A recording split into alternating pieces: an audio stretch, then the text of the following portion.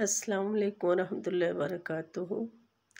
इस्लाम के हर काम में मसलहत है। नबी सल्लल्लाहु अलैहि वसल्लम ने जो फरमाया कि वो औरत मुबारक है जिसकी औलाद जो है वो ज़्यादा हो। अब ये मनसूबा बंदी और बच्चे कम और बच्चे दो ही अच्छे जो हैं, इसका स्लोगन जो है उसकी तो मौजूदा हालात में सवा सत्यानाश हुई पड़ी है। बच्चे जो हैं अगर खानों में वैरायटियां हों तो वो अच्छी लगती हैं, लिबास जो हैं वो खूबसूरत हों, ज़्यादा सारे हों, तो बच्चा जो है वो तो बहुत बुनियादी ज़रूरत है ज़िंदगी गुजारने की। दो बच्चे हैं, तीन हैं, उन्हीं पे स्ट्रेस है, डॉक्टर बन जाओ, इंजीनियर बन जाओ, ये करो वो करो।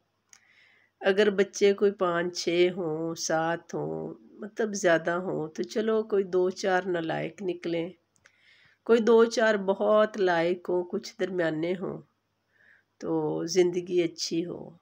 जो बहुत लायक बच्चे हैं वो ज़ाहिर है बाहर के ममालिक का सफ़र कर रहे हैं।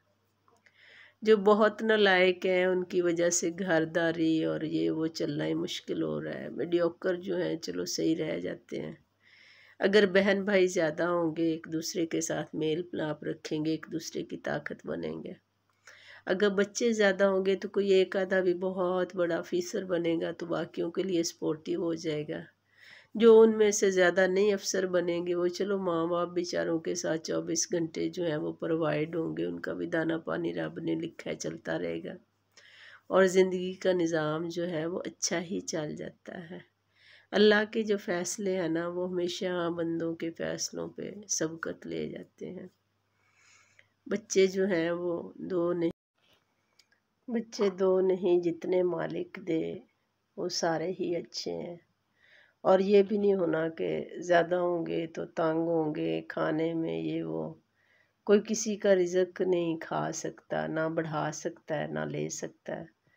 तो अगर 2 के 4 होंगे तो वो अल्लाह ताला से अपना रिज़्क लेकर आएंगे। उनका कपड़ा लत्ता, उनकी तालीम, जो कुछ भी है मालिक खुद इंतज़ाम कर देता है।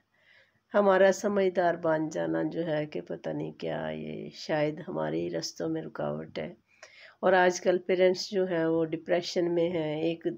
एक दो बेटे हैं, एक आधी बेटी है, कोई एक आधा डी ट्रैक होता है, कहना नहीं मानता तो बस सर पकड़ के बैठ जाते हैं कि सारी उम्र की कमाई जो है हमारी वो ज़ाया हो गई।